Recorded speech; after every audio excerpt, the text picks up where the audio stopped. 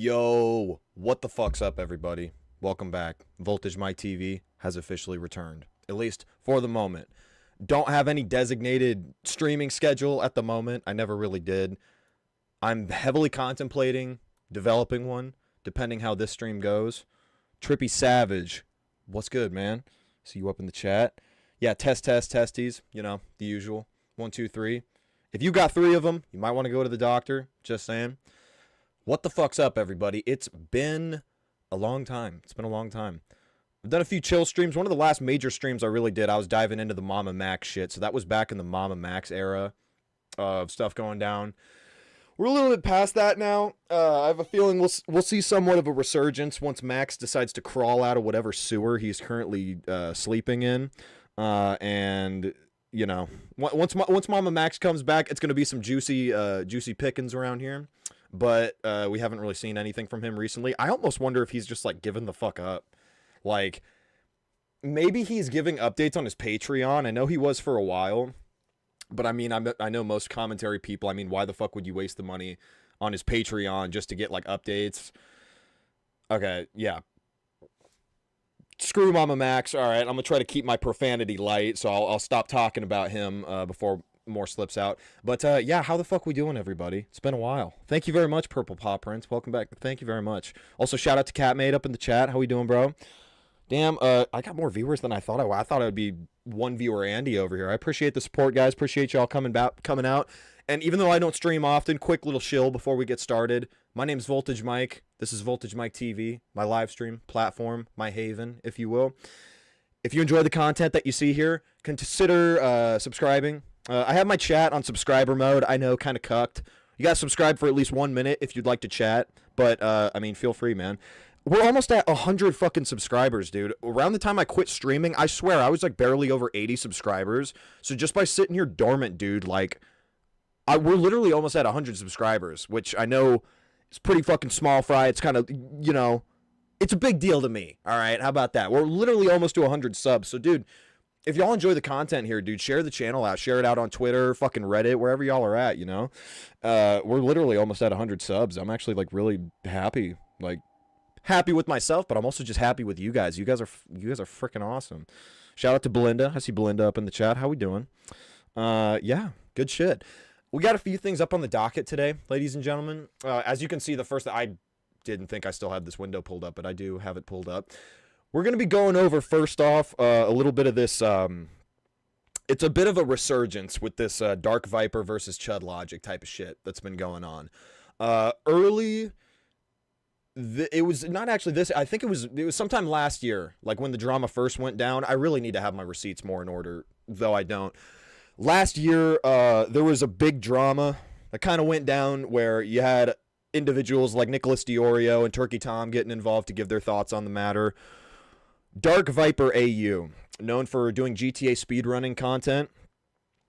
I used to be a former fan of Dark Viper myself, as I love GTA 5 and his content. You know, if you like GTA 5 or just if you like GTA in general, speedrunning, he's got some really great shit. I mean, he's got some good gaming videos, all right? When he starts dipping his toes into other areas, things get messy, all right? This really started when DarkViperAU decided he wanted to start, he wanted to try some different content in the form of video essays.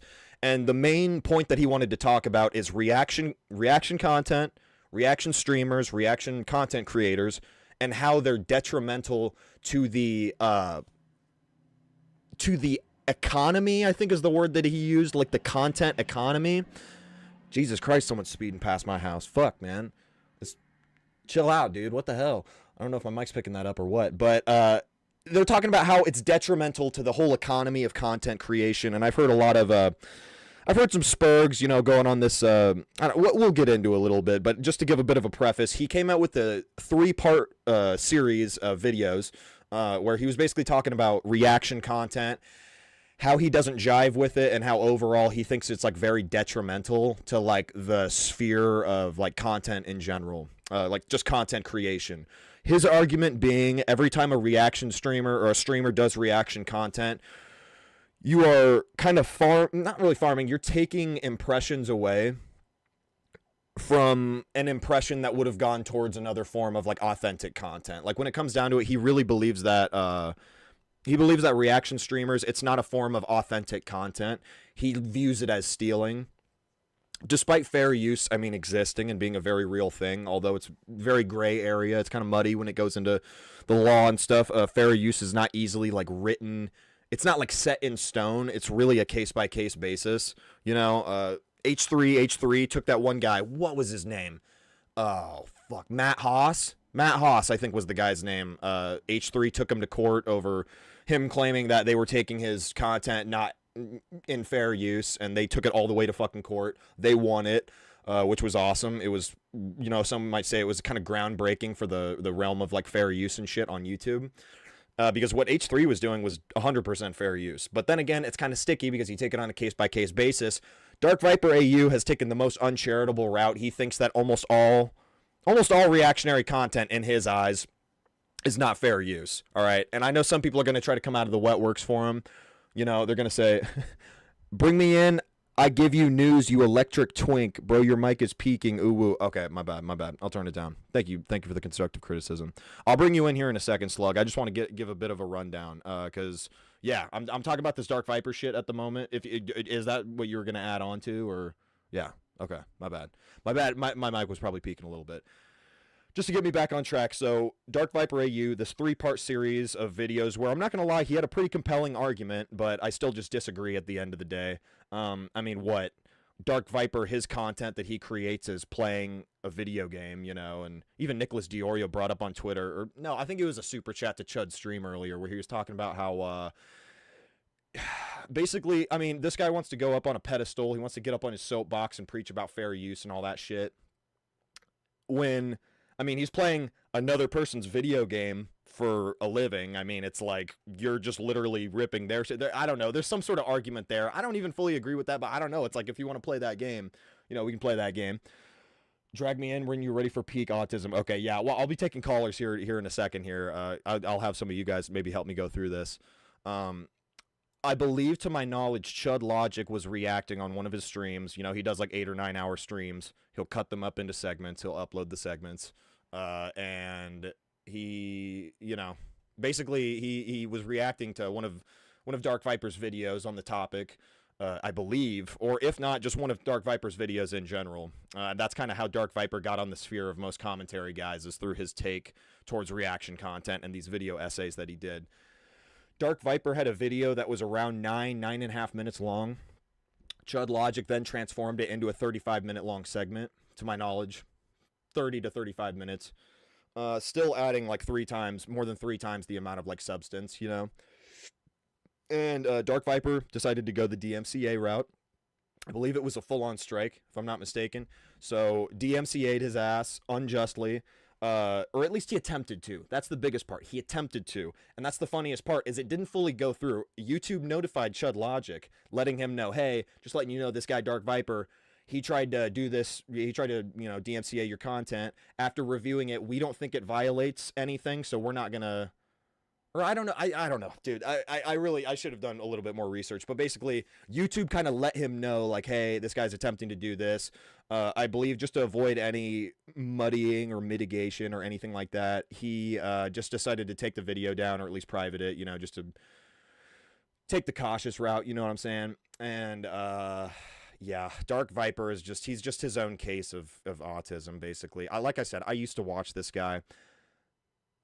The signs were always there, the red flags, you know, him constantly talking about, oh, well, you know, I'm fucking 30 years old, oh, I'm lonely, oh, I'm a weirdo, yeah, this and that. Okay, it's kind of becoming very, very obvious, you know, that that's the case, that this guy is just not quite with it, like he doesn't quite get it. He's got this certain level of like a turbo autism that we're just now realizing is truly possible, is truly attainable.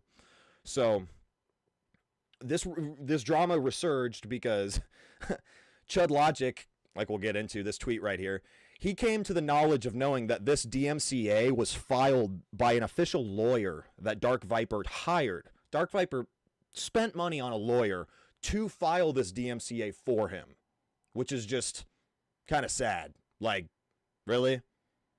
It's kind of weird, it's kind of spurgy, and it's a little confusing. So, okay, let's, like, here, Chud Logic reads off, remember when DarkViperAU filed a DMCA against me for last year reacting to one of his videos and it got knocked back by YouTube?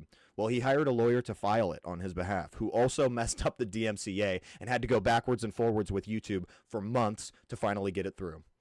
As a part of their correspondence, his lawyer, probably at Dark Viper's request, demanded YouTube keep the emails private because they were worried I would make content out of it and defame him. They alluded to taking legal action against both me and YouTube if they passed it on to me. That's fucking cringe, okay? You're gonna sue YouTube, bro? Come on, okay. Well, the good news is I have the full email chain and I will be going over it on stream tomorrow. Okay, so this is just a little piece right here. We also stipulate that this correspondence not to be shared in part or in full with Chud Logic and must be kept confidential. We believe it is highly likely that Chud Logic will use copies of any correspondence to create further content on his channel that may be either A, defamatory in nature, or B, will lead to further infringement of our client's work. Each outcome would be to the detriment of our client. We note that the takedown correspondence between our client and YouTube with respect to the first infringing work was subsequently used by Chud Logic to create further offensive content, which included copies of the takedown correspondence and reference to our client being a copyright abuser, which may give rise to an action in defamation. Funny. On this point, we refer to the following videos for your reference only, and then they give some sort of whatever. Down here at the bottom, it says, should YouTube breach the confidential nature of this correspondence, our client reserves all rights he may have at law or in equity to take appropriate legal action against both YouTube and Chud Logic. Bro, okay. Holy spurg out, dude. Like, what? What the fuck? Here's my problem with Dark Viper, man. He gives me these vibes that he's the smartest guy in the room. Like that's his issue. This is why this guy, he doesn't do call-in streams. He doesn't do any of that shit. It's literally just him. I mean, I got to give him respect. You know, he really did build his brand up. He built up the streaming shit. You know, he's got a massive following, just him and a video game, GTA 5, you know? So, I mean, props for building up your whole brand and everything, but it's like, I feel like most Twitch streamers, the cancer involved, it's all gone to his head, man. It's gone to his head where he thinks he's the smartest guy in the room. He thinks, nah, dude, no, I know what I'm talking about, you know. And his natural thing is, like, especially Chud Logic, like, he just looks down on these reaction streamers, to be honest. And, man, oh, man.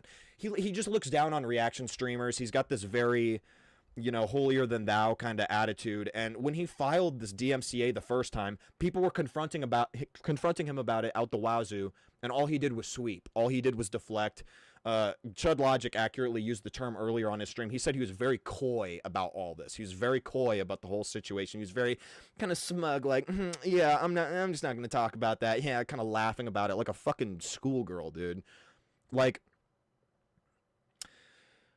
we're dealing with a certain level of turbo AIDS that was once thought unattainable, but I think Dark Viper has taken us there full-heartedly. Yeah, man. Oh man, well, okay, so Chud Logic takes his streams down, but I was going to say, earlier he was streaming this, he went through the whole full email chain, and I'm not going to lie, I think he'll probably end up turning that into his own whole segment, to be honest.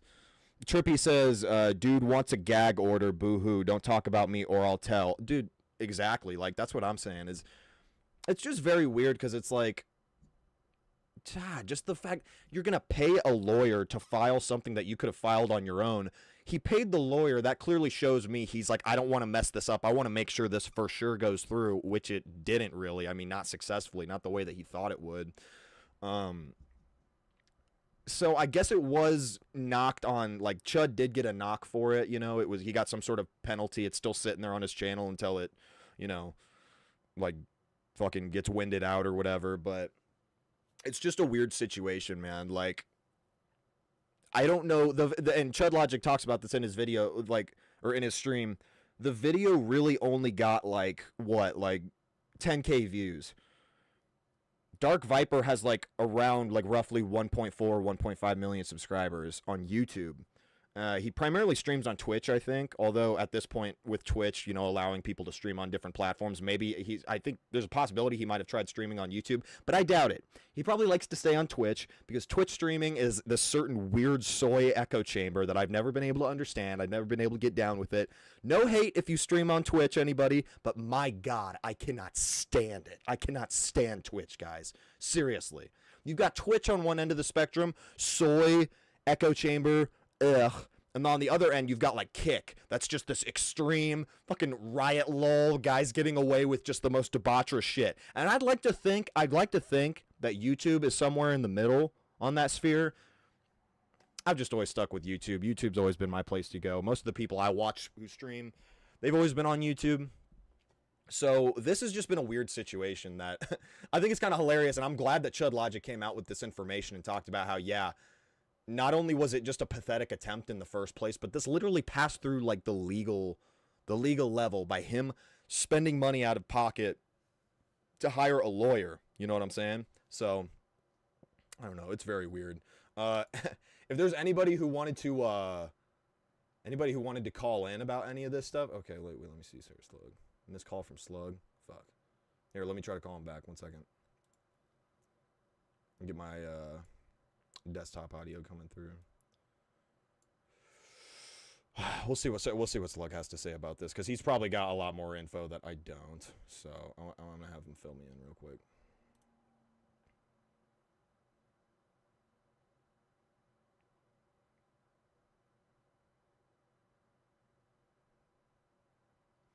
Yeah, it's a weird situation, guys. I fully don't know what to make of it, except that Dark Viper is a fucking weirdo, and he's a spurg, and yeah, I think he deserves to be criticized.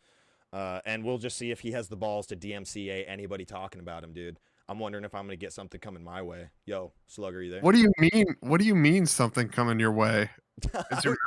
I was saying if what's his name? Dark Viper, if he wants to get so petty just for me talking about him. I mean, I'm not playing his video or anything like that. But since he is Australian. What do you mean by that? You didn't know? Well, I know he's Australian, but like, what do you mean? Dude, with fucking Australians, you digitally don't fuck around. Well, facts. It's like a boomerang. Facts, yeah, the shit will come back at you 100%. Exactly. Yeah. I feel you, dude. Like, okay, so Slug, what have you heard about this drama? Did you check out Chud's stream earlier at all? Yeah, I did. I was like, I've had a lot of like legal threats even recently, and I'm like, y'all know you have to really fucking be able to prove shit if you're going to go to court about it. Yeah, literally. Like, I mean, defamation is, I don't think it's, well, maybe not defamation. It's not as clean cut, you know? So in the United States, defamation is really hard to prove.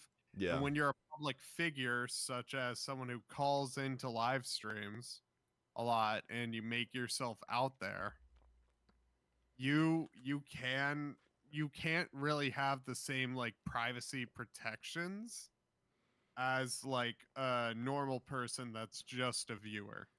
Okay.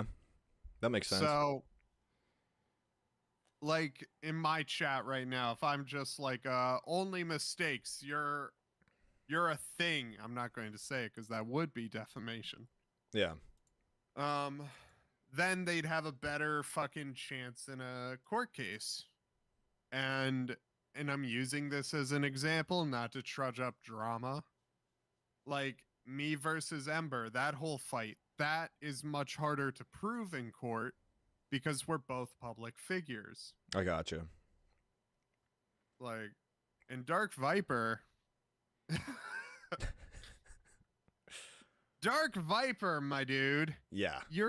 He's literally known for Grand Theft Auto like content. You know that under his logic, the fucking playing video games is like React content. But yeah, that's the point that Nick brought up in like a super chat to Chud earlier today, and I mean, I think that kind of, you know, literally like by his logic, I didn't you know. even see that. What the fuck? Yeah, no, but you're right, man. Slug W. Facts, dude. I mean, literally, like you're right, man. Because yeah, I mean that was a whole drama a while back. Like this was like a long time ago when there was this threat. This was sometime like the early 2010s when there was like a rumored like there was going to be a big crackdown on like video game like gameplay and like walkthroughs and content like that because they were trying to make that argument that it's not fair use, doing a full walkthrough or something like that. And a lot of people, I remember there's a big uproar about that, because, they thought that people like Game Grumps, channels like that were going to be like under the hammer, they might get taken down or something like that, Luckily that didn't really go through. Didn't really go through, but yeah, I mean, I I agree with that, this guy, that's my thing, man. Like Dark Viper, what's he known for? GTA 5. What else? Oh, pissing people off. I thought he was just known for being Australian. I mean, that too. I mean, to be honest. Like at this whole point, it's so dumb. Because, and I saw a little bit of the stream. He hired a lawyer to take down a video. Yeah. Like, isn't that pathetic? I'm dealing with a crazy person that thinks bringing up DMs is bringing up personal info. Okay. Yeah. Yeah. Or like saying that all of my shit is defamatory. Mm-hmm. When like I'm an asshole at most. Hell, if you look at my stream, my Lola slug character has its angry eyes on. Yeah. Angry slug, after all, Exactly. There you go. But it's something. Hello, Ricardo. ¿Cómo está, hermano? Oh God, he's a friend IRL.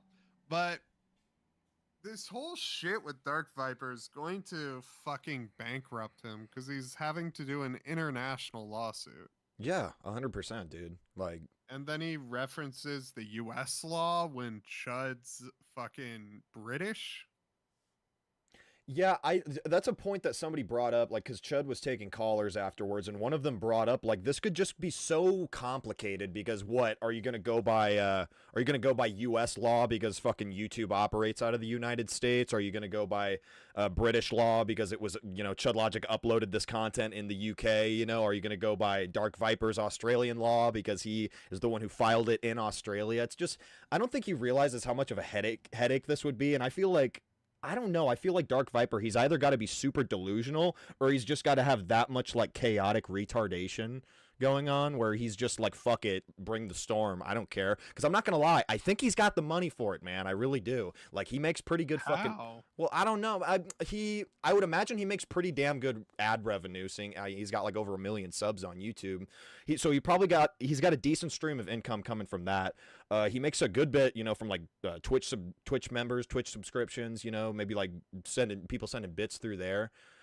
I think it might bleed him dry, but he might have just enough to do it, and I don't think it's worth it if I was in his shoes. No way is it worth it, but I think he probably does have the money to do it. It would just cost him everything. Like it's gonna be, it'd be a joke, man.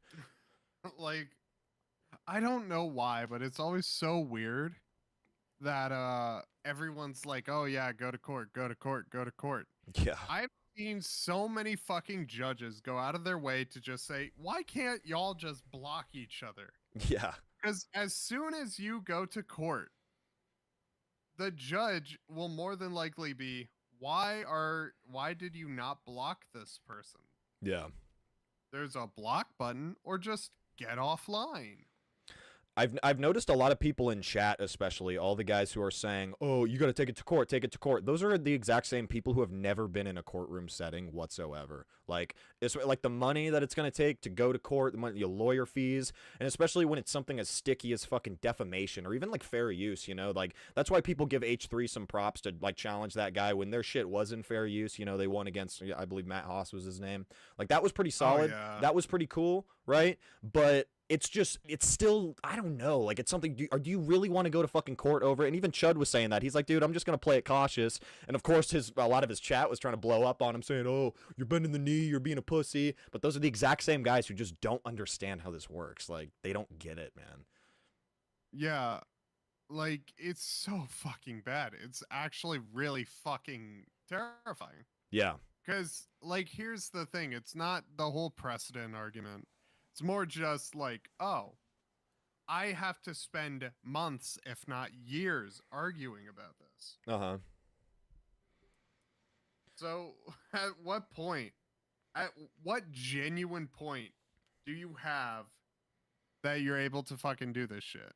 Yeah, because it's Like, what point? it's like finances. It's going to drain literally all your finances, but it's also just going to, you're a content creator. You need as much fucking manpower and energy as you can, especially if you're streaming. You're a streamer, either Chud or Dark Viper. A lot of your shit is you just live stream and people count on you for that. You are not going to have the energy or the time in your schedule if you got to deal with a whole fucking lawsuit on top of that, especially like an international lawsuit. Are you fucking kidding, dude? You're just fucking your whole business model at that point. The revenue you're bringing in, it's going to get fucked up. It's just not worth it on anybody's angle. So it's like, I don't know, man. I do kind of think, like, even though I think that maybe he might, like I said, Dark Viper, he might have the funds to, like, if he wanted to do that. But I also do at the same time recognize I think he's a fucking, I think he's a small dog and he's got a big bark. You know what I mean? Like, he's just barking real big. He don't got no bite, man. Like, and I don't know. I think it comes down to just fucking Twitch being such a soy-filled echo chamber, man. And as much as I like Moist Critical, even Moist Critical has kind of gotten he's gotten a little soyed out over time just due to, like, streaming on Twitch so much. Like, I just feel like the viewers are a little different over there. They're just so sensitive, man. I don't know, man. Like, here, like, even in commentary or anything of that sort, you do also see, like, hypersensitive people that are massive fucking hypocrites. Yeah, true.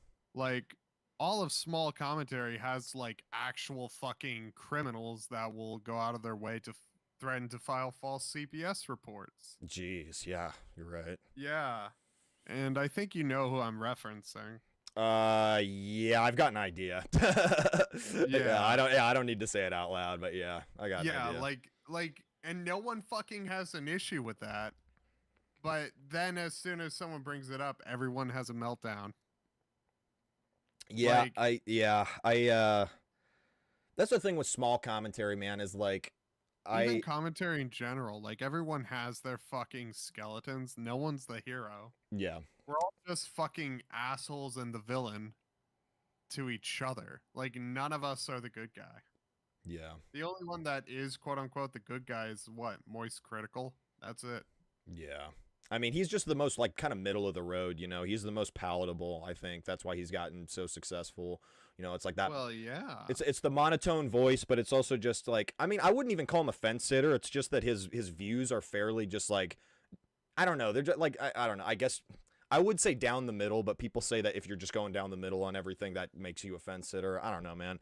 I don't think he's as much of a fence sitter as dudes like Oompaville, maybe, even though Oompa, I mean, shout out to him, I guess, Yeah, his episode on Lolcow was pretty solid recently. It kind of painted him in a better light in my eyes. But yeah, I don't know. It's fucking confusing. And ultimately, moral of the story is that Dark Viper, he's a fucking weirdo, man.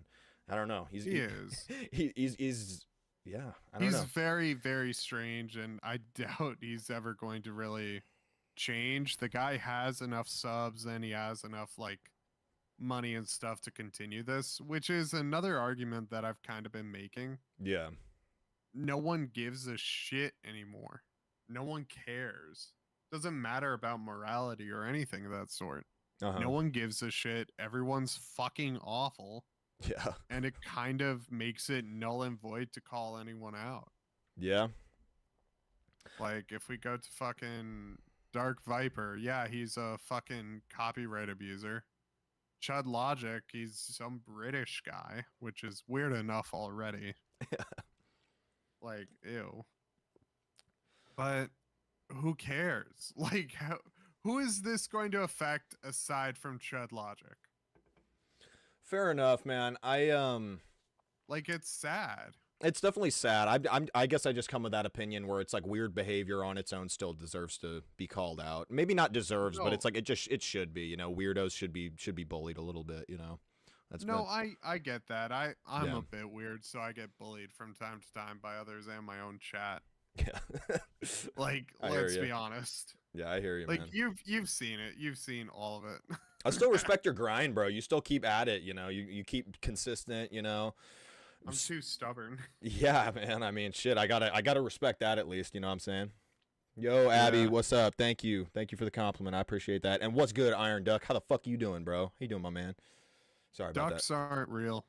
Yeah, I mean, well, I know pigeons definitely aren't real. That's a CIA. Exactly. Throw them CIA into experience. a salad, dude. Throw them into a fucking salad. Yeah. Fuck pigeons. They're dirty birds. They're disgusting. We don't fuck with pigeons. Oh my god, yeah. Or actually, no. But well, pigeon salad is cool. He's cool. I'm really sorry I don't know, man. if I'm dissing your I don't people know, pigeon. man. That's just my thoughts. I've had good experiences with the guy. I don't know. Have you ever seen a baby pigeon? No, actually. Is it horrifying? Let's look it up. Baby pigeon. Oh god, it looks like fucking Badwick. Oh god, seriously? Images. Look at my stream. Oh my god. Look at my stream. Oh. Oh god, yeah, I'm seeing the same thing, dude. It looks like him. It Oh. looks like Badwick. Oh my god, Jesus Christ. Why am I just now learning about this? Is horrifying. What the fuck? What do you mean? This is These are literally- baby pigeons. This was made in a government laboratory for damn sure. This is like a genetic mutation. This is like a Chernobyl experience, dude. What the fuck? He's just a little eepy. He's a little sleepy. What do you No, mean? He's an eepy no. little fella. No, this is unforgivable, man. This is He's disgusting. Eepy. Look, he's having his mohawk phase. Oh god. Jesus He's Christ. doing his best. He's doing his best. Look at him. He's so cute. Well, I'm gonna just get through this segment a little bit. I'm gonna try to get through some of this other shit that I had queued up on my stream. I really appreciate the call, my man. worries. I appreciate the call. You know, I'm down to call into you whenever. You know, you can call in if you got something to add. And yeah, appreciate it, man. Peace out. Peace. So yeah, got a little context from Slug. You know, whatever your thoughts are on the man. You know. It is what it is. You know, I just appreciate anybody's input. Anybody's welcome to call in, too, by the way. He's not wrong. Y'all just high right now. Facts. I wish I was high right now. I was high earlier. Not anymore. But yeah, welcome everybody new to the chat. Remember, if you like the content, if you enjoy this kind of stuff, like the stream, share the stream out, and make sure y'all are subscribed because we are 6 subs away from 100 subs. And once we hit 100 subs, I'm going to be happy. I'm going to be a happy guy. A little bit of dessert topping on top. Let me see here. I got something else pulled up on this subject, I believe. God damn, what happened? Okay, there we go. Trying to get my docket pulled up. The last little bit of dessert on this topic that I would like to bring mention to is a little clip. I believe it's posted by Nicholas Diorio. Okay.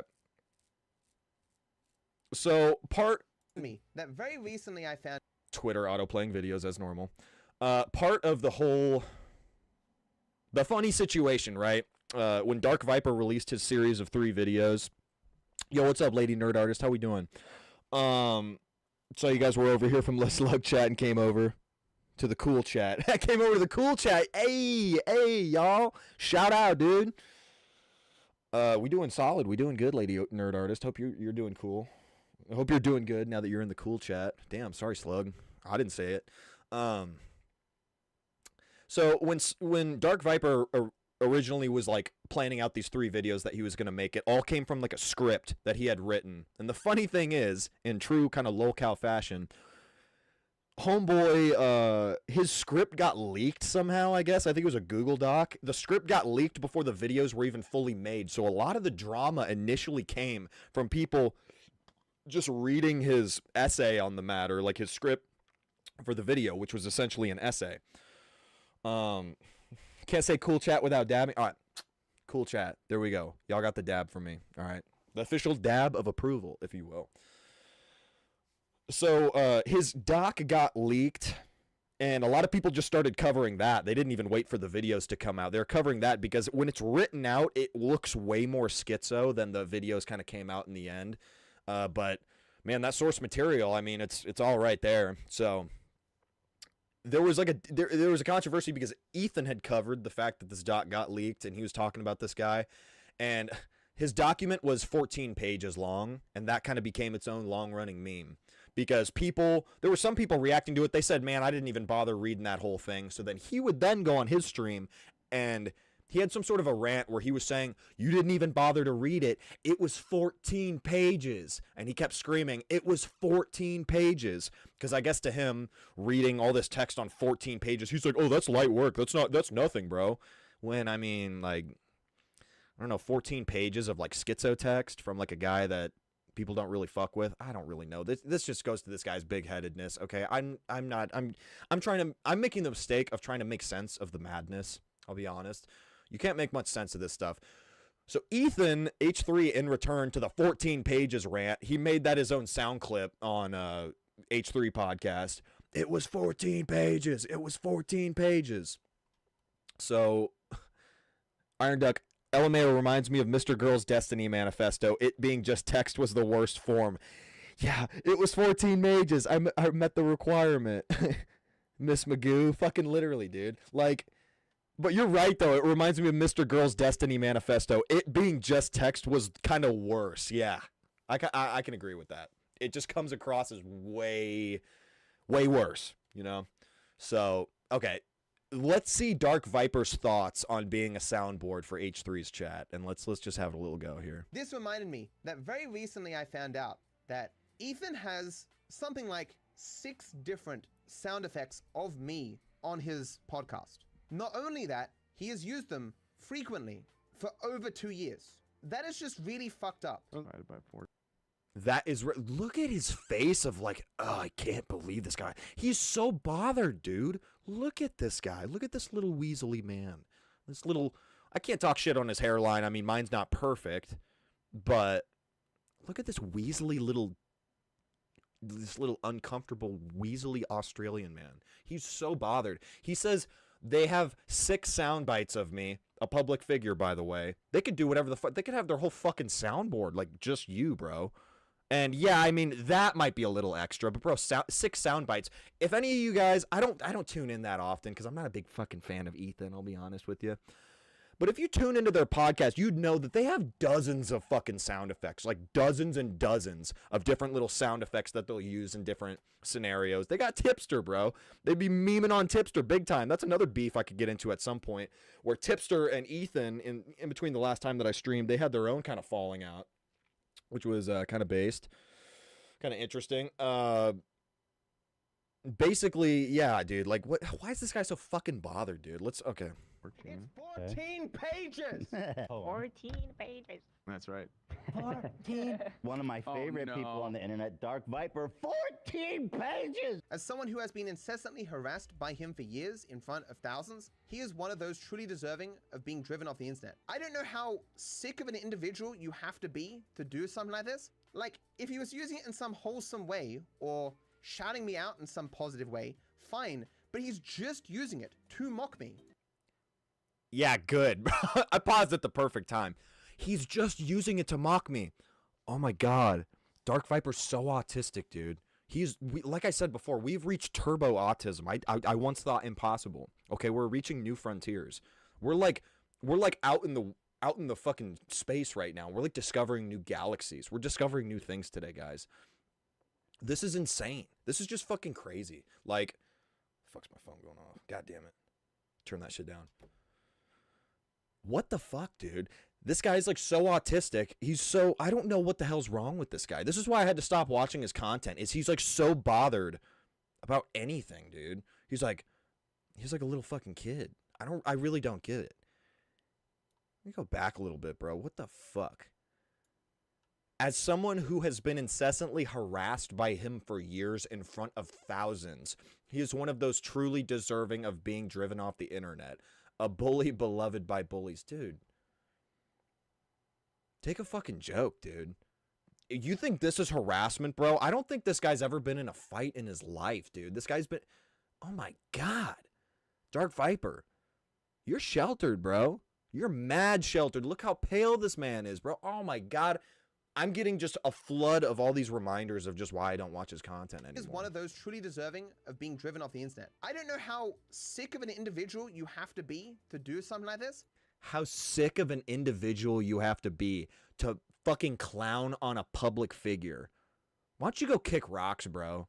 His skin is so fucking soft, bro. That's insane. Lol, we Mass Effect Andromeda discover new aliens and possibly giving them the D. Oh, yeah, dude. You already know. You already know. Got to lay that voltage pipe. Voltage Mike with that voltage pipe, bro. It's going straight for Dark Viper, dude. I hope that's not harassment. Fuck. I got to be careful. Like, if he was using it in some wholesome way or shouting me out in some positive way, fine. But he's just using it to mock me. But I did write a 14-page script explaining it's a 14-page document. On page 14, it's 14 pages long, which is what I spent 14 pages establishing. It's a 14-page meticulously written, it's 14 pages! 14 pages! Bro, I want to go back to this. Look at this! Homie's pulling the, what the fuck, dude? What is wrong with you? What the fuck is wrong with this guy, dude? Well, I don't know. I can't make a method of this madness anymore. All I can say, it's like what I just said on the call with Slug. I do feel like there's some sort of an obligation or there's some sort of a duty to make fun of these kinds of weirdos. It's like Belinda once said very wisely in the chat. She said, bring back moral bullying. Because it can exist, guys. Like, I'm anti-bullying unless you have such thin of skin that you are projecting all of your problems out onto the world. Like, bro... Like, what was I looking at here? What was I like? Fucking, back a little bit. Like, look at this guy. He's just got all these people up in his chat. He's got all these viewers. I don't know how many concurrent viewers he has, but I know it's a lot. Imagine having this much support, man. Like, I've almost got this developing theory going on, and it's definitely not every streamer, but it tends to be most Twitch streamers that I watch, is that the more support that they get, the more sheltered they become, like, in themselves. So there's just this weird situation going on where it's like he really wasn't always like this. If you look at Matt's old fucking videos, like really old shit, he used to be a fairly normal guy. But now he sits inside in the dark all the time, dude. Fuck. I used to watch his videos. It used to be such a big deal to him talking about how, yeah, I finally got a lot of money at my disposal. So the first really big thing that I'm investing in is 100% blackout curtains, automatic curtains, which I'm not going to lie. Automatic curtains, you know, like electric, like controlled with a remote or something. That's pretty base. That's pretty fucking badass. But he specifically wanted them so that they would be full blackout because he says, well, I just hate light and I want to be able to block out all this light. Like, I'm not even kidding, dude. This guy's like a fucking weaselly little vampire. Like, what the fuck, man? This is like if a vampire quit drinking blood and he only drank soy. There's something seriously wrong with this man. And I want him to get help. I do. He's going to need to go to the gym and he's going to need to find Jesus. Maybe not find Jesus, you know, maybe that's not your thing. Find Allah, meditate. But you got to hit the gym, little bro. You got to get some confidence. I think he should hang out with Turkey Tom, actually. I think they should go to the gym together. And then maybe Turkey Tom could be the one to vindicate him, is what I'm thinking. I mean, that's my thoughts. Y'all let me know your thoughts in the fucking chat, because this is just a weird saga, and we might end up getting some more content out of it, since Chud talked about it a shit ton earlier. We might have Dark Viper. He might come out. He might say some more shit on it. You know, we'll see. A vampire that only drinks hipster blood? 100%. He needs to find Dracula. He needs to find somebody, bro. Somebody needs to fucking mentor this little man. Let's see here. Oh shit. Anybody with access to my server, though, I mean, y'all can call in if you want to. I can also link it up in the chat. If anybody wants to call in at any point just to give some brief thoughts or whatever on what we're talking about, that shit is welcome, as always. I appreciate each and one of my my viewers out there. Y'all are cool. Y'all are special. Y'all are cool cats up in my book. So the next thing I wanted to talk about... Yeah, what are we talking about here? Oh, man. Oh, Okay. God, I don't have the tweet pulled up, but we're going to find it. We're going to find this whole exchange. I want to go through it. Tipster versus Boogie, right? We had a very interesting clash of the titans, if you will, this past week, right? God, this is going to take a long fucking time. Okay, I'm going to find it somehow. So, we had Boogie come out with a video on the Gamergate situation, which was pretty interesting, you know? I mean... interesting. I don't fucking follow Boogie. I'm not gonna lie. I don't really give a fuck about what Boogie has to say on most shit.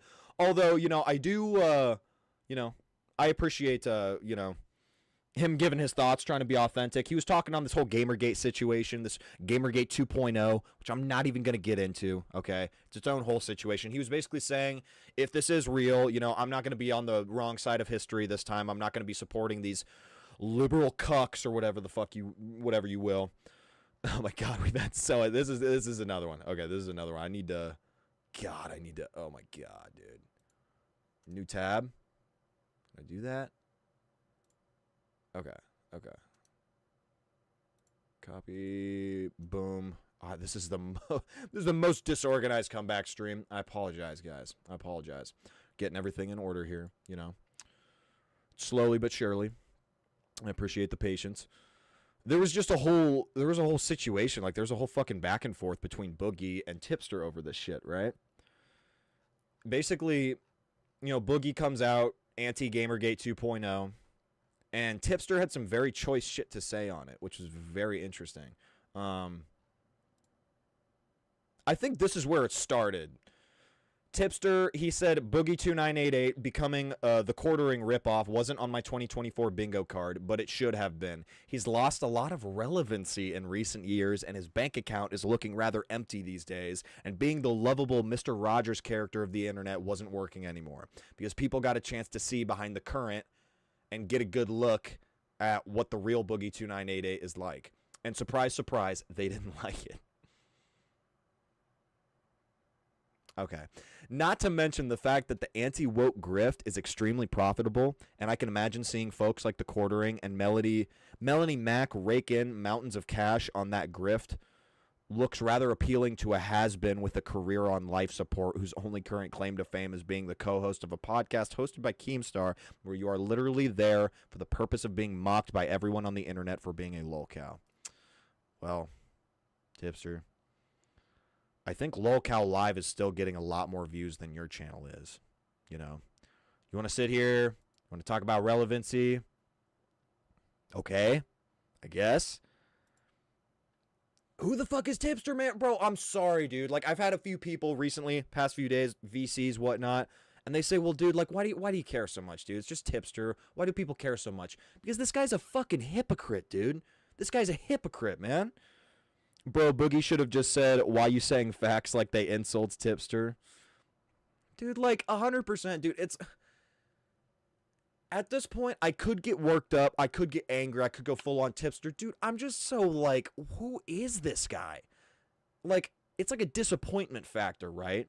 I can sit here and I can get pissed off at like Spurgs, like fucking DarkViperAU, but Tipster's just like, he's so sad and pathetic, dude. He's such a, like, he's grifted beyond non-belief, like community to community.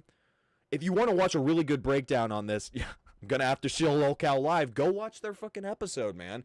One of their more recent episodes, it's like a cut down from their live where they cover a lot of this, and Keemstar breaks it down so well, dude. So well. I don't fully have timestamps. I'll pull up a little bit of that, and we'll just cover it, dude. Because, dude, Keemstar really goes into it, and he really gives a solid breakdown. You know, why care about what's his nuts? You know, God. Okay. Lolcow live. Lolcow live. Ends Tipster's career. Okay. Just a chubbier version. Okay. Let me go back here. A little lag, stream lag. Don't worry about it. Don't worry about it. Okay. Okay. So, Keem kind of reading his shit. The lovable Mr. Rogers character of the internet wasn't working anymore because people got a chance to see the current and get a good look at what the real Boogie2988 is like. And surprise, surprise, they didn't like it. Not to mention the fact that the anti-woke grift is extremely profitable. And I can imagine seeing folks like the Quartering and Melanie Mac rake in mountains of cash on that grift looks rather appealing to it has been, I don't even want to read this, honestly. I'm going to, basically, Tipster's woke. Tipster also put this out to mock Boogie. Guys, it's me, Francis. And you know, last time this Gamergate thing happened all those years ago, I feel like I was on the wrong side of history. I was just kind of a bit of a fence sitter last time, and so this time, I want to make sure I'm on the right side of history. You know, last time that big meanie, Anita Sarkeesian, was so mean to me at VidCon, and I didn't like that very much, so this time, I'm going to side with all the racists and the and stuff like that. Bro, Tipster, what are you doing, dude?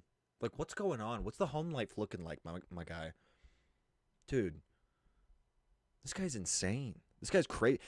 No, I wouldn't even give him that much credit, because sometimes people who are crazy, they've still got some method to their madness.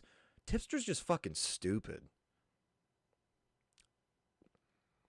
My first introduction to Tipster was watching one of Salvo's Fireballs, in which Tipster comes on. He attempts to argue with Dojangles and Muda, Bloodsports, and he doesn't really succeed that well. He doesn't do that good. Like, I'm not sure why Tipster really made this video, though. Yeah, no soundboard. Yeah, exactly, right? At least there's no soundboard. But yeah, why the fuck did he even make this? You know why, Trippy? I think it's because in his head, he's sitting there, he's like, ha, this is so fucking funny. I'm going to post this. Dude, no, it's not. God, Tipster's fucking stupid, dude. Did all those menudos, did they go straight to your dome? Give you brain damage? Dude, come on, dude. What the fuck? Like that, because they seem to think I'm a really cool guy, and they seem to be on the right side of this. Yeah, I don't know how Boogie's siding with the racists and the Nazis, but okay. This time, and like I said, I want to be on the right side of history this time around. You know, there was that infamous stream clip of me saying that, you know, at least, you know, racists and Nazis, they stand by what they believe. Good litmus test. He went on a little bit of a binge on his stream talking shit about Boogie. Shoot everything down. He's gone all the way into the anti-woke grift at this point. Like, he's basically just a chubbier version of the quartering. Connor, I told you to get me the good stuff. What the f is... And I'm not going to lie, fair enough. I'll give Tipster that point. I don't know if I'd call it all in, but Boogie's definitely leaning into that anti-woke grift. I'm not going to lie. You know, I can definitely see that a little bit, but Tipster, you're on the opposite end of the spectrum, bro. You are full liberal grifting. You're full SJW grifting, bro. Your failed little friendship with Keffels, your failed little partnership with Keffels was fucking proof of that, dude. Like, you went balls to the walls. Hey, Keffels is my new friend. Cool, great. Keffels is a fucking loser. I mean, go for it. 2 peas in a pod, right? It's like, I just don't know, man. Like, I know people have been saying this for the past year or so, but it's like Tipster's lost the fucking plot. And the more time that goes on, he keeps losing the plot further and further. And that's why at first, you know, people kept a couple months back, they're saying, oh yeah, Tipster's a lolcow. And I was like, I don't know if he's quite there yet. Oh, buddy, the train is fucking sailed, dude. That ship is sailed, dude. Like, he's there. He's been there, man. I don't know what I was thinking, dude. It's like full career implosion, dude. This guy fucking sucks. I don't know. We could keep going through. I don't have timestamps. I don't really feel like fucking just ripping their content. But what's his nuts? Keemstar, you know, brings up a very solid point, you know, saying how the fuck. He says, Tipster, I don't want to hear you use the word irrelevant when you have fallen off so fucking hard, dude. Like, big time. I don't know about Boogie being alt-right. I think he just hit rock bottom and bounced, and when he got up, he left his give a fucks on the ground as he walked away. Yeah, I could see that. I mean, he is from, what, Arkansas or whatever. He lives, you know, somewhere kind of southern. I wouldn't be surprised if he's got some, you know, conservative leaning beliefs. I've noticed a lot of rational people nowadays have somewhat conservative leaning beliefs. Just is what it is, you know? I mean, there's good eggs on both sides of the spectrum, but it's like, dude, go ahead and call him out for being alt-right when you're fucking, what, alt-left? Like, I don't know. And you're really failing at it, too. You're not doing a good job, dude. Boogie2988 becoming the quartering ripoff wasn't on my 2024 bingo card. What the hell? Okay. Yeah, so I'll start right here. I think this is where I left off. Not to mention the fact that the anti-woke grift is extremely profitable, and I can imagine seeing folks like the quartering and Melanie Mac raking. Okay, yeah, I think I already read this. Dude, bounce it right back in your direction, bro. The anti-woke grift is extremely profitable. I mean, one could argue that the whole alt-left grift is just as fucking popular, dude. That's clearly what you're trying to go towards, even though you used to tune into people like Ethan Ralph. You used to tune into Mr. Medicare. Mr. Medicare being famously anti-Gamergate, you know, or pro-Gamergate. What do you call it? He was on the... He was just basically anti that whole what they were doing the first time around. So I guess you might call that pro gamer gate. I don't even know. I've heard people use it interchangeably. It's fucking weird. But hey, anything for a quick buck and a taste of clout, eh, Boogie? Even if it means siding with some of the worst people on the internet. Glad to know that all kind words and encouraging messages you've tried to deliver in your videos in the past didn't mean shit, and then it was all just a facade to try and convince everyone that you're somehow the good guy of the internet. Yeah, dude, this is insane. This is fucking crazy. Like,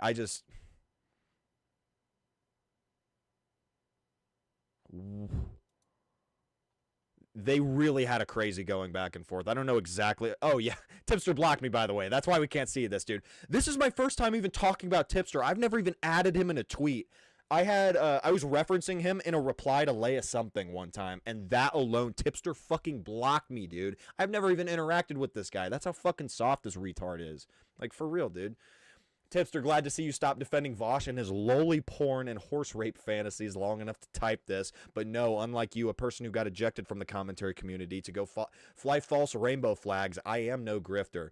You're a perfect example of the type of person whose politics should stay far away from video games. Based? I don't want you and your pedophilic shit anywhere near them. Based? Politely, go fuck yourself. Based. Boogie from the top rope. This was quite the situation, man. I'm not gonna lie. Like, Boogie caught a fat dub for this, man. I'm gonna keep it a buck with you guys. I'm going to play. Okay, I think he's gonna cover it in his video, but we're gonna cover like Boogie's video, basically his like kind of response to Tipster on his YouTube. Pull that up here real quick. Boom. Boom. After all of this Gamergate stuff started popping off, I decided to have a little fun on Twitter with this tweet here. And a lot of people have asked me, do I stand by this tweet? And the answer is yes. Video games should be fun. They shouldn't be political lectures of pretty much any type. And whereas almost any sane person should agree with this tweet, a lot of people got hung up with the last couple of words. And most of the replies were just a good time, except replies from one person. And that is Tipster. And that sucks because I normally abide by the fat guy code where fat guys tend to leave other fat guys alone if we can. But Tipster drew first blood. See, I've never heard of that code, but then again, I'm not fat, so I guess I wouldn't know. But Tipster broke that code, man. That's not cool, bro. You can't be fucking your fellow fat man over like that, dude. Stay in your lane, dude. God, Tipster, he's so disgusting. He's like a monster, bro. You guys seen Just a Worm on Twitter, the worm guy who makes those fucking crazy sketches, making people look all disheveled and fucked up? His Tipster art, bro, is some of the best. Some of the fucking best, dude. And I'm going Rambo on his ass. They drew first blood, not me. Tipster saw my Bro, video. okay, so based. I'm sorry, I forgot about that. He plays the fucking Rambo clip, dude. He says Tipster drew first blood and then plays that little fucking Rambo clip. So based, dude. First Blood? Are you kidding? Are you kidding, guys? First Blood, Rambo, one of the most based movies of all time. Based meter's off the chart. What? Talking about Sweet BB Incorporated and decided to post some clips from it, basically saying that I was now on the alt-right grift. And I wonder why someone like Tipster would think that of me. Well, it's classic projection. And if you watch this video by Turkey Tom, which I'm going to highlight chunks of here, but also link it down below, you get an idea of the type of person that Tipster is. Specifically, Tipster is someone who tried to be a video game YouTuber and failed at that, then joined the commentary community and got kicked out of that community, so now instead he grifts the Rainbow Coalition and is also failing to do that. Now, the reason I'm making this video is to talk about this live stream where Tipster had to go live last night for 45 minutes to talk about what an anti-woke grifter he thinks I've become. Spoiler alert, I'm no grifter. I just think sometimes it's right to call out bad people for doing bad things. And if I'm in the company of people like Asmon Gold while I'm doing it, I feel pretty comfortable doing it. Boogie's no grifter. He's just Boogie, which means he's kind of stupid, all right? If you're going to call him out for anything, you can call him out for being a little stupid, all right? Fair enough. I could probably agree with that, but man, it's like, look in the fucking mirror before you start hashing out some of these serious insults, dude. That's all I'm saying. That's all I'm saying. So I just wanted to highlight some of the things that Tipster had to say in this live stream and give my opinions. So he's saying like Alan Wake 2, God of War, Ragnarok, Spider-Man 2. He's saying these games were too big to fail. But then he's talking about how like Suicide Squad was a stinker, which I hear it is a pretty bad game. I don't know, Tipster. What do you think Spider-Man 2, Alan Wake 2, and God of War 2 have in common? it's the number 2. Those video games are sequels to very well-loved games that had very little politics in them and a shitload of fun. The industry knows that's a really good time to shove politics down your throats because you're going to buy it anyway, so it's a good time to get you to sit down and listen to a lecture. This is literally just a... Damn, fucking true as hell, though. I never thought of it like that. The only time I really started to, and I'm not going to lie, guys, I'll give a full frontal disclaimer. I don't really like the term woke. I think it's been very abused into the ground at this point, and I think it's due to outlets like Daily Wire and fucking The Quartering and all these legitimate kind of right-wing grifters, right? Like, apologize. Pepsi Zero Sugar Cherry, it's the bomb. Y'all gotta get onto it, man. Pepsi aside, that's when I really started to notice what you would call woke trends, like seriously in video games, dude, was The Last of Us Part 2. I didn't even really play The Last of Us Part 1, which I know scorned me for it. I've heard it's one of the best games of all time, and I plan on getting around to it at some point, no doubt. Since they like fully remastered it, you can play it on like PS4, PS5, whatever. Dude, that's when I really started to notice it, because that game, I didn't even play the first Last of Us, and the second game pissed me off, dude. Just because I saw how they did Joel, I saw how they did the story of that game, and just what a fucking joke, dude. You had all these woke concepts, these woke ideologies, you know, they're going to force you to play overly masculine female character, which, hey, totally cool, totally fine. Like, whatever. If you're going to have us, like, that's going to be one of the characters we play as two different people. All right, that's an interesting dynamic. If you didn't have the bitch kill Joel in the first fucking, like, quarter, the first, like, act of the game, basically, dude. This weird trend I've been noticing lately with video games. You like sometimes see it with movies, but very rarely. But video games are different because you have to be in the shoes of somebody. And there's this really weird trend going on lately where you've got video game companies and the way that they write these video games. They are going to set someone up as a villain, and then they're going to flip it 180 and say, okay, now you play as that villain. Like, not just as a one-off little mission, like you play as them real quick, okay, whatever. No, you play as them. Like, they're like the new main character. It's very weird. I think there's definitely some psyop business going on. No deal. You call in for Last of Us? Yeah, dude, 100%, bro. 100%. Okay, let me drag you in here, bro. Yo. Should be up in the channel now. I think you might be mic muted, but yeah, what's good, Iron Duck? Got Iron Duck up here in the call.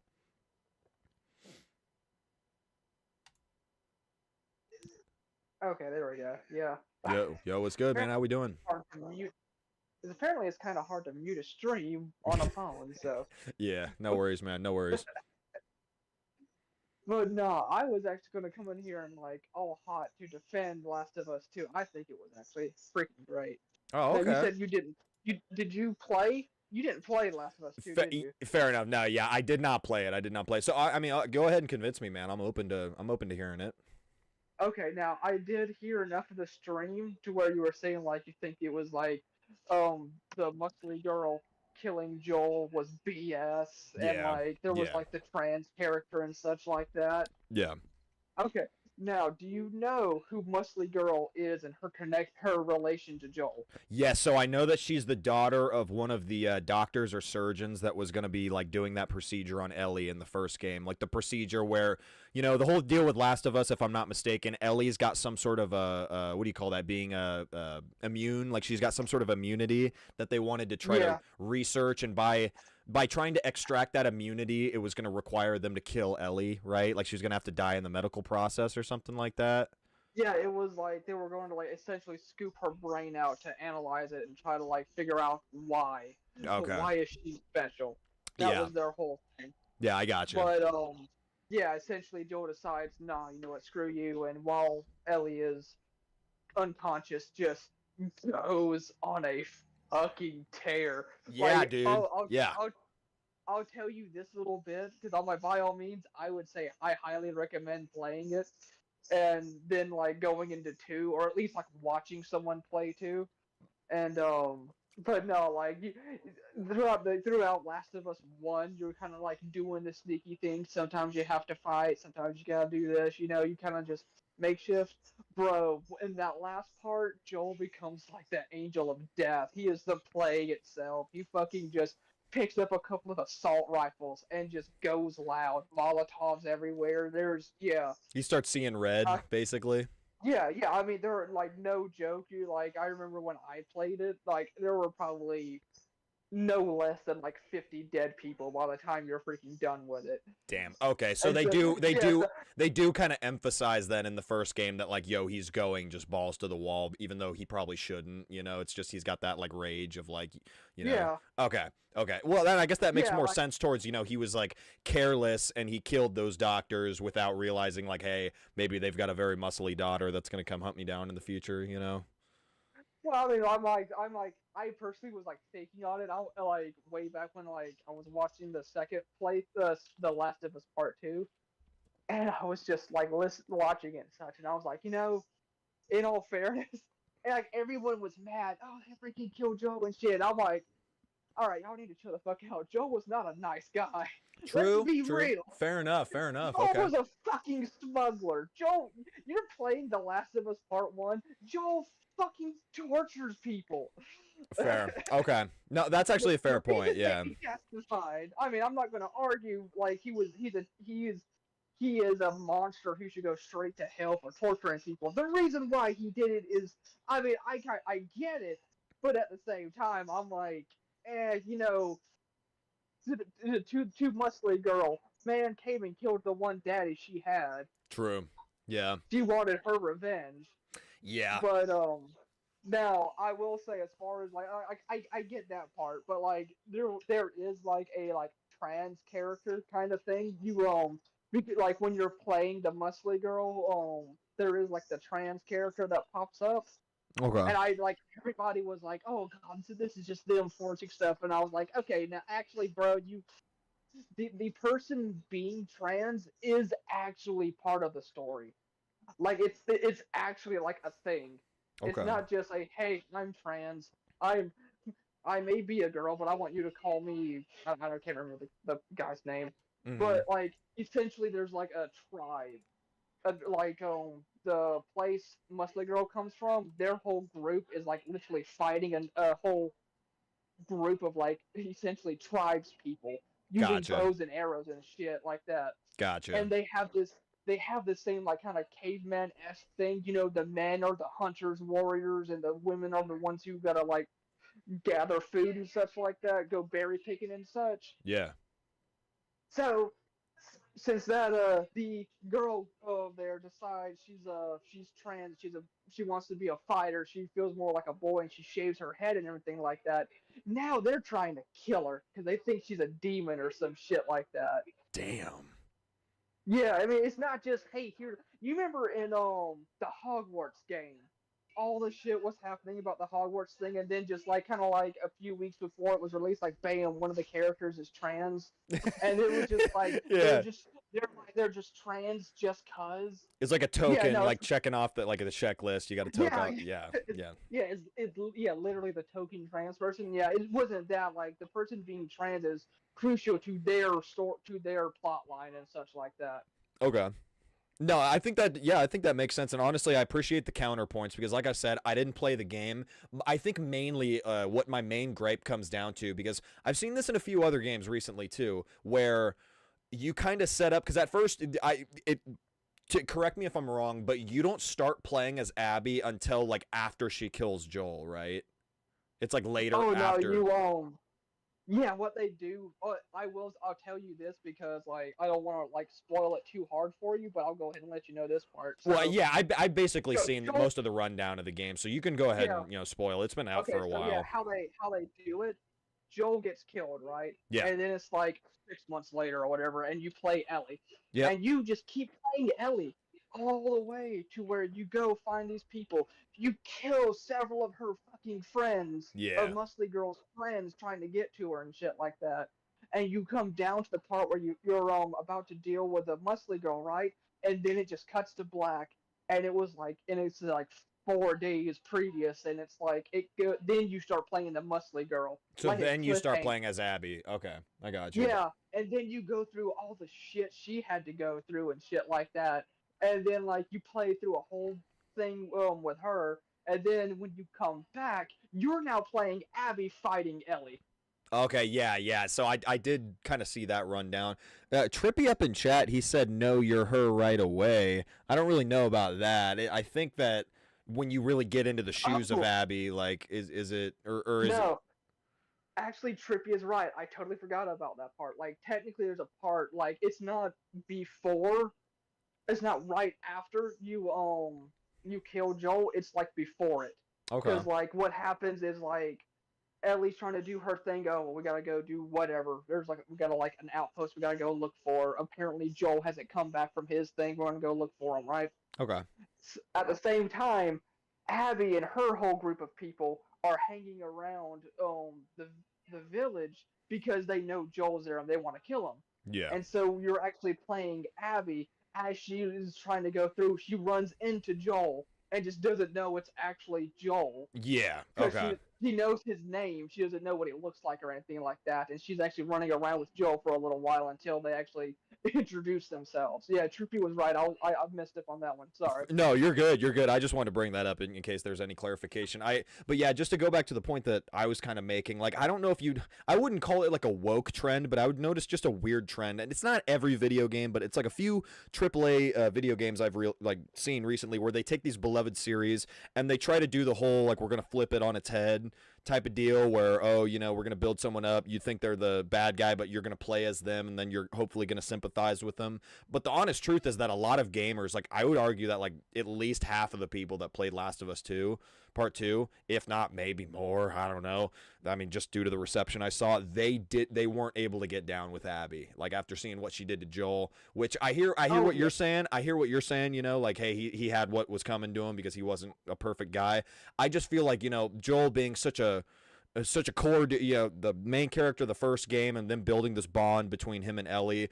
Just another example I'll give is I love the Assassin's Creed franchise, right? I did not buy Assassin's Creed Mirage, which was like the newest main released game. The reason I did not buy Assassin's Creed Mirage is because you are playing as an assassin named Basim. Basim was a character, an assassin in Assassin's Creed Valhalla, which by the end of the game, you know, it was near the end, it was revealed that Basim, without getting into like major spoilers, still a spoiler though, I mean, Basim is revealed to be like the secret bad guy of the entire game, where he was pulling the strings, he tortured your brother, he fucking did a lot of evil shit because he's basically like the reincarnation of Loki, you know. Eivor, the main character of Valhalla, he's the reincarnation of Odin, your brother's the reincarnation of Sigurd, like old Nordic gods and shit, and Basim is the reincarnation of Loki. And that being said, he's like this ultimate bad guy. He ends up basically besting Eivor, he beats Sigurd and Eivor, so like your main characters, and he kind of wins in the end of the game, like the canon win, and you hate him so much in the end. But that kind of makes sense because he's Loki. You're like this fucking pesky motherfucker, like, you know, because that's what Loki does. He's the god of mischief after all. So now Assassin's Creed Mirage says, well, we're going to do a little backstep. It takes place before Valhalla when Basim is like starting off as an assassin. And one could argue, yeah, well, this is before Basim maybe knew that he was Loki. But bro, after seeing how he did the other character so dirty, and you built him up as being the final like main villain of Valhalla, we're now gonna have his like prequel story. Like, I just don't buy it, man. That's where I check out, right? Where he's this ultimate villain, but now he's the main character. Now you have to play as him. No thanks. I skipped Mirage. I just skipped it, man. I said, you guys aren't getting my money on that one, because I just don't think that's the direction to take, like, at all. Like, some of the strongest protagonists, especially in Assassin's Creed, it's like, dude, like, could you imagine if, like, I know this doesn't make sense canonically, but could you imagine if, like, we start playing as Ezio, like, and he like killed Altair beforehand, and it's like, well, now we're gonna do Assassin's Creed 2, and you know, Ezio was a kid. It's like, no, dude, everyone would have been like, fuck this Ezio guy, and he wouldn't have had the same legacy that he did. It's just weird. I don't know why games are kind of doing that. I think it's just this meta where they're trying to do a whole like whoa and make it kind of thought-provoking, you know. But Assassin's Creed, I'm not gonna lie, they did it way lazier than Last of Us did it. Last of Us 2 Part 2, from what you're telling me, arguably they did it successfully, you know, where they were able to say, yo, now see where she's coming from, see where Abby was coming from, you know, with her father being killed and shit. So yeah, I mean, I don't know. I think I should probably give it a chance. Like from all the gameplay that I've seen of Last of Us 2, it looks really fucking awesome. It looks really cool. Like the actual gameplay. It's just that the story is what a lot of people had gripes with. But yeah, man. I mean, I appreciate you coming in here and clarifying that up for me since I didn't play the game. So yeah. Oh, yeah. No, it's yeah. Like from what I've seen, people who've played it either love it or hate it, and I do get your point. Like by all means, if you're going to paint someone as a villain, like initially, and then try to make people sympathize afterwards, you got a tall problem right there. Like it's a big I'm hill not to gonna say climb. it's impossible. Yeah, exactly. I'm not gonna say it's impossible, but you sure as hell done got your work cut out for you. 100%. And I think that's like the whole point why when like Ellie runs in and finds Abby, you suddenly have to start playing Abby. I think they did a shit job. I think the timing pissed me off. I damn near stopped watching the Let's Play of it, actually, because the timing just pissed me off. I was like, all right, you know what? My man Odd here has another like hour of this. I'm like, okay, give you 2 more hours, game. This man better be you better have me hooked in here. I'm gonna turn this off. I mean, damn. 100%. But no, I think it was good. I think that one was good. Like Borderlands did the same thing, kind of actually, with the Handsome Jack. You remember that? The prequel. Do you? Well, I didn't play the prequel. I was familiar with how he was the antagonist in 2, but like, did they do so? Like, what do you play as him in the prequel or something? Or no, you like he's the whole big bad guy in 2, and then when you go to play prequel, what it is that it's before he became a bad guy, and he hires a bunch of people to help him do some stuff. Okay. And as you're doing it, you start seeing him do shit that's kind of like sketchy, like side eye, even for this kind of world. Okay. And yeah, like I'll say, I think it's in that particular regard, I'm like, I wouldn't say they did a great job of it. But I mean, they did a decent job of it. Yeah. There were some like plot twists in there to where I'm like, damn. I mean, this guy's not even 100% at fault for how he turned out. In all fairness. Yeah. But yeah, that's yeah, like it's trying to do the villain is now going to be the player, and you got to like feel bad for him and such like that. Like that is a hard thing to pull right there. Yeah, it's hard to pull, and But, it's like yeah. I feel like maybe it might get overused after a certain point in time too, if it's not done correctly. You know, it's like these, because I mean, I get it. You know, you don't always just want to have here's the good guy, here's the bad guy. You know, and they're just like that's that. It's like very surface level. You got to have some sort of a meta to it. But Yeah. it can be done correctly, and it can be done in a bad way sometimes. And yeah, it's yeah, I don't know. I think that there are other video games where if you were to use the term woke, maybe Last of Us 2, I mean, maybe it's not the best example, despite people having gripes with it, but there are definitely other examples in other games, where it's I think rather than woke, probably forced diversity would be the better term, I guess. Yeah, I get like Last of Us 2 seeming quote unquote woke at a glance. I totally get that. Freaking girl looks like she's built like doors are optional, for God's sakes. And then the trans character and such like that. Freaking Ellie grew up and decided she likes girls. I get the idea, but I was like, yeah, I think it's a great game myself, but yeah. Well, fair enough, man. Yeah, but, I appreciate it. I agree with Boogie. The whole I just dislike the idea of people trying to jump in and be like, hey, you need to do this to your game, because like to me a game is like, this is why I like the fantasy games, is like I like stories essentially. Like a good fantasy game is a really good story. Yeah, dude. Like Elder Scrolls have always been some of the good ones. Yeah. Yeah, a prime example of this and people fucking it up is Mass Effect 3. Oh yeah. I saw you mention that in chat. Do you remember how that originally ended? No, I don't. You can go ahead. You can spoil it though. I mean, it's been out for a while. Yeah. Okay. Yeah. So like years into the development, they're like, "Hey, we're working on it. All right." Until and everyone's like, "So you think there's going to be a Mass Effect 4?" And they're like, "Yeah, there'll probably be a Mass Effect 4, but 3 is going to be the end of Shepard's story. We're going to start a new thing with 4, right?" So and then that's like what they're saying before the game is even released, right? So a year passes or whatever, they release the game. Within a couple of days, people start losing their shit because Shepard actually dies in the end. Damn. Like he has to do some insane shit, and there's literally no way for him to come out of it alive. It's just the hand he's dealt. She is dealt. Mm-hmm. And people lose their shit, start going off at BioWare and shit like that, and they fucking redid the ending. And that pissed me off so goddamn much. Yeah, they completely changed the ending. So this was the third Mass Effect, you said? Yeah. They made it to where you still have to make the same decision. You were told it's still going to freaking kill you, and so when you make the decision, and then like the credits roll and such like that, and then there's like I want to say it's like an end cutscene after the credits and such, and there is and it just shows like Shepard's like lifeless body there, and then their eyes like open up and they gasp suddenly, and then it cuts to black and game's actually over. Damn. And I'm like, bro, why did you do this? Because we all know now, Mass Effect Andromeda comes out, and it was supposed to be a whole trilogy in of itself that has nothing to do with Shepard. Yeah. So I'm like, why did you do that? And like, I get like Boogie's like original point of he doesn't like other people messing with games for like reasons. Cause like, yeah, I'm like that. You imagine if people started like trying to tell how BioShock should end. Yeah. Wait. I'm sorry. Say that one more time. Like, can you imagine like how different BioShock would be if they freaking like some people just got all uppity about children or something like that? Oh yeah, dude. I can only imagine. Like you can't let the fans run everything. Like even if they get disappointed, you can't just let them dictate. The whole. You gotta.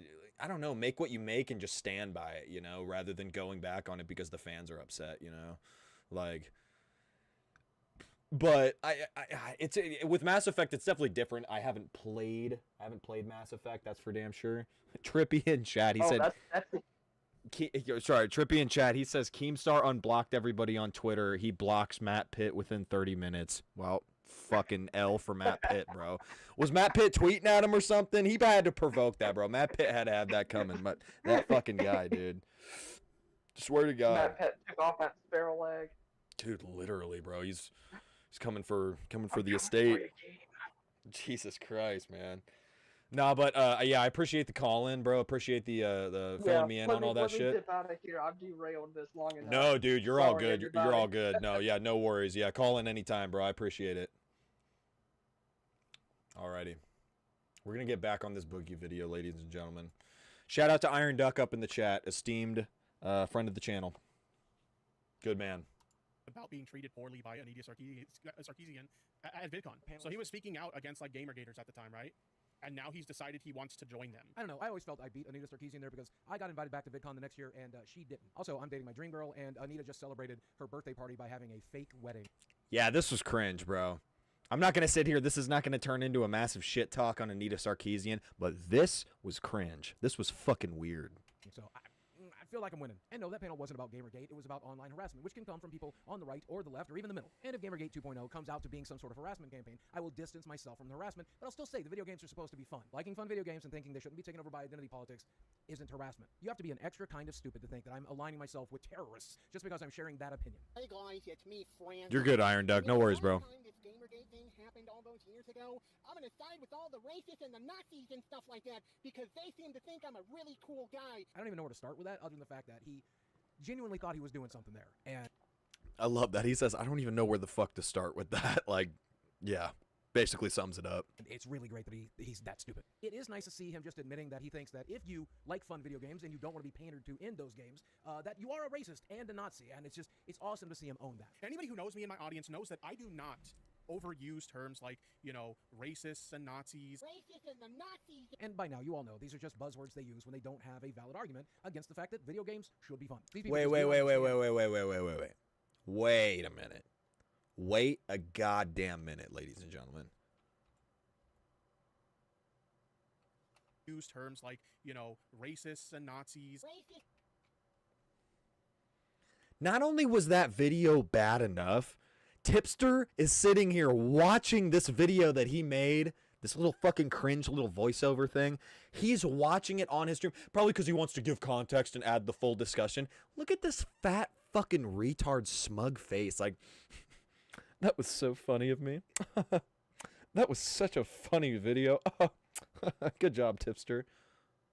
Dude, get real. Look at yourself. Look in the mirror, bro. I refuse to take criticism from anybody who can't even take care of themselves, bro. Look at how fat Tipster... Okay, sorry. YouTube, TOS, all right? Intrinsic qualities, even though he could change it if you go to the fucking gym. Fucking fat ass. Shit. Fuck, what? What? Nah, all right. I didn't say it. Just like, what the fuck, man? Like, oh my god. If you're in a Tipster chat, dude, it's time to go back to the drawing board. What the fuck, dude? And by now, you all know these are just buzzwords they use when they don't have a valid argument against the fact that video games should be fun. These people just do not understand that video games for us is a form of escapism to escape real-world politics, and we're not here to pay $70 to be lectured to. You know, when I was showing my quote tweet, right? That's because Boogie couldn't handle my criticism. He couldn't handle the fact that I'm right. Tipster, I block everybody on Twitter almost for no reason. People seem to like it when I do it. They wear it as like a badge of honor. Oh, look, Boogie blocked me. And also, I don't have to deal with their bullshit. But Tipster, that's not why I blocked you. I blocked you because you were a disgusting, depraved human being. It was just last month that you were defending drawn photos of child pornography, and that just irks me in the worst way humanly possible. Your only online friend left is Keffels, and she threw you under the bus because you were defending child pornography. I may not be Mr. Rogers, but at least I... Mike had an Asperger's moment. It's possible.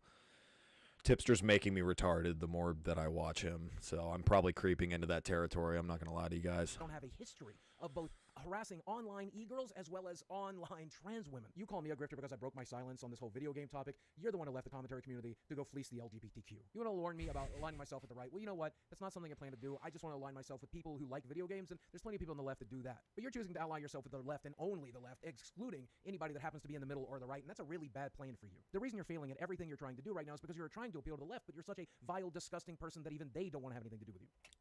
Ooh, Boogie, kill him, bro. Tell him. Who let Boogie cook? Who let him cook? Who let him cook? Bro, this whole response has been fire, and their whole tweet interaction was so fucking fire. If you guys were there for it, man. If I had the full thing, okay, I would go through it if I had links and shit like that. I don't really have links. Because, dude, Boogie was just so on the nose. It's like Keem said, Boogie from the top rope, dude. Holy fucking shit.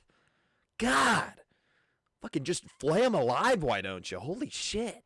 Regurgitating the left's talking points can only get you so far, and when somebody on the left finds out that you harass women or defend child porn, they don't want to have anything to do with you. I'm not here to talk about the left or the right or anything in the middle. I'm just talking about video games and people being informed whether or not a certain company worked on it so they can choose whether or not to spend their hard-earned money on that. And why is that difficult for you to understand? Because, Tipster, it's exactly people like you that I'm trying to avoid when it comes to video games. People who preach tolerance in one hand and attack everyone they can on the other. People defending child pornography. People harassing women. You are the exact kind of person I play video games to get the hell away from, and I don't want your politics in my video games. And that... Oh, based. Like... Straight up. I mean, I don't know. I mean, I agree. I really just don't know what else to say. I really agree with what Boogie's saying, dude. This is a really great critique on Tipster. Whips out marshmallows for this roast. Oh, yeah, dude. Boogie's cooking, bro. Who let him cook, bro? He's going nuclear. This is amazing. We need more Boogie. This is the Boogie I want to see from here on out. Stay based, Boogie. Stay golden, pony boy. Stay based, Boogie boy. Damn. That should be okay, I think. I'm not trying to appeal to the right or Nazis or any of that shit. I'm just speaking what I believe to be true. The video game should be fun. And I think it's so sad and sick that you can't see that. I don't have problems with anybody on the left or the right as long as they're not extremists. And what I just noticed, shout out to Boogie's Mountain Dew collection in the back here. What the fuck? Does he just have like every flavor or something? Like, I'd assume there's more behind his chubby noggin, but what's that? Baja Blast. What's the blue one? Fuck. Help me out here, chat. It's not Voltage. Voltage is the orange one. The orange Mountain Dew. Blue? It's not code blue. He's got two blue ones. Dude, this guy's got the Mountain Dew collection, dude. That's actually fucking based. That's ridiculously based. That shit goes hard. If you're an extremist, you can go fuck yourself. At the end of the day, I'm not trying to appeal to anybody other than the fact that some people like video games, and some people want them to remain fun, and some people don't want motherfuckers fucking with that. And if you're an extremist, go fuck yourself. And if you're not an extremist, well, you can come join that. And let's play some video games together. Helldivers 2 is pretty good, and the new Final Fantasy has been really great so far. So Tipster, now I'm done with you, and I'm going to go back to blocking you because I don't want you accidentally retweeting lolly porn onto my timeline, because you've done that. You've done that, and I don't want to see it. I rarely choose to make videos like this. Oh my god, dude. Someone call the fucking fire department. He's burning the whole house down. What? I gotta rewind that real quick. We gotta let Boogie cook, guys. We gotta let him cook. Well, you can come join that, and let's play some video games together. Helldivers 2 is pretty good, and the new Final Fantasy has been really great so far. So Tipster, now I'm done with you, and I'm going to go back to blocking you because I don't want you accidentally retweeting lolly porn onto my timeline, because you've done that. You've done that, and I don't... Oh, wow, dude. Correction. Technically, it's not lolly porn. Technically, it was Shota porn, so get your facts straight. Oh my god, yeah, let's split hairs, bro. Oh my god, dude. Like,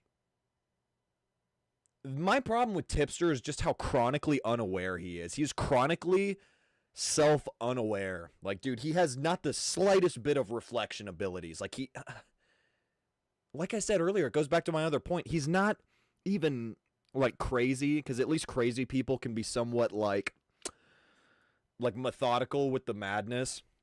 He's just fucking stupid. I really don't know what else to say, man. I want to see it. I rarely choose to make videos like this. I rarely choose to respond. And when I do, I always try to keep some decorum, but you deserve none of it. You are down to the last shred of internet dignity that you had left, and that person's name was Keffels, and even she can't stand you anymore. I'm done with you too. As always, thanks for watching. I love you very much, and I will speak with you again soon. Based meters are just off the chart for Boogie2988. Shout out to Boogie, y'all. Oh, Jesus fucking Christ, dude. Why do people got to do that with the autoplay? Channel trailers or whatever the fuck you call them. Based. Very based. That's really all I had on my docket for the evening, ladies and gentlemen. Yeah. That's probably going to conclude it for this current episode of VoltageMikeTV, man. I appreciate each and every one of you guys for coming out to the chat, for hanging out, for being cool, for being based, and yeah.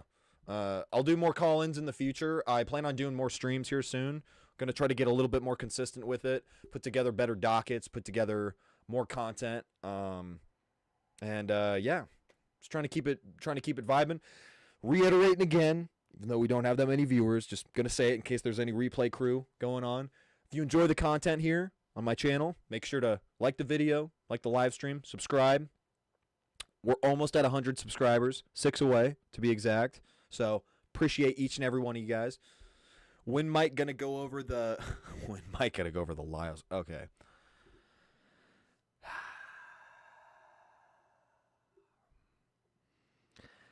You know, I was hoping I might get through this stream without people bringing that one up. Okay.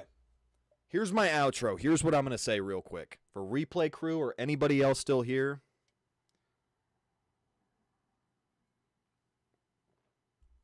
two dramas that have been going on that I am not going to talk about. One of them is Leo Convoy. And also, thanks for reminding me, Iron Duck, because I was going to say this either way. I just didn't want to lead my stream off with it. I thought it might sound kind of weird. There's been recent drama going on with some sort of individual named Leo Convoy who makes, I don't know, fucking toy YouTuber, or like YouTube videos of like reviews of like toys, action figures. There's some man, this autistic old man in his 40s, who has Discord servers where he attracts younger autistic people and he like creates power dynamics and abuses them. I'm not going to be talking about that because he's a fucking weirdo. I don't want that shit on my channel. I don't want to have to take the Dawn soap, the Brillo pads, and scrub my channel off real quick. I don't want to taint it with that kind of disgusting shit. All right? Not going to lie.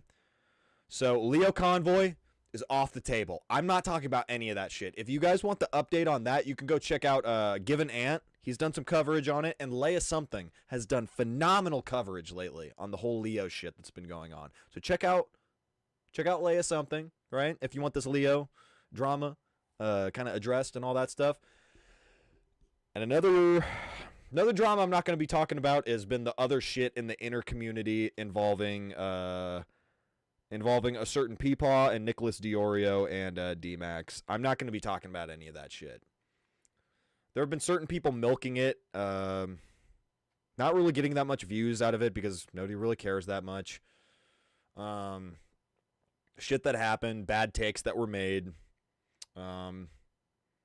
Because to be honest, one thing I wanted to say for the record, I don't feel like talking about it because I'm still a good friend of Peepaw's. You know, I'm still a good acquaintance with him.